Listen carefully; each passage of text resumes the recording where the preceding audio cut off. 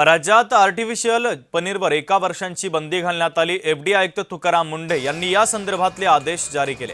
आता आर्टिफिशियल पनीर विकल्यावर थेट कारवाई होणार आहे। 70% पनीरचे पदार्थ आर्टिफिशियल असून पनीरपासून ते बनवलेले असतात असं त्यांचं म्हणणं आहे। आमदार विक्रमसिंह पाचपुते यांनी विधिमंडळातील अधिवेशनामध्ये हा मुद्दा उपस्थित केला होता। रेस्टॉरंट, हॉटेल्स आणि कॅटरिंग सेवेत आर्टिफिशियल पनीर सर्रासपणे वापर केला जात असल्याचा आरोप होता आणि यानंतर आता तुकाराम मुंढे यांनी कारवाई केलेली आहे। आज महाराष्ट्र शासनाच्या वतीने एफडीए आयुक्त तुकारामजी मुंढे साहेबांनी एक अध्यादेश जारी केलाय, ज्यानुसार 1 वर्षासाठी एनालॉग चीज ह्याच्या विक्रीवरती महाराष्ट्रामध्ये विक्री आणि वापरावरती पूर्णतः बंदी आणलेली आहे। त्यांचे विशेष असे मी आभार मानतो, अभिनंदन करतो।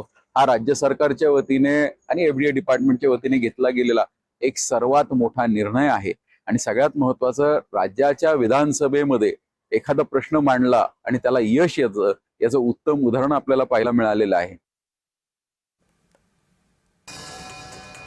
तर राज्यात आर्टिफिशियल पनीरवर 1 वर्षाची बंदी घालण्यात आलेली आहे। एफडीए आयुक्त तुकाराम मुंढे यांनी या संदर्भातले आदेश आता जारी केलेले आहेत।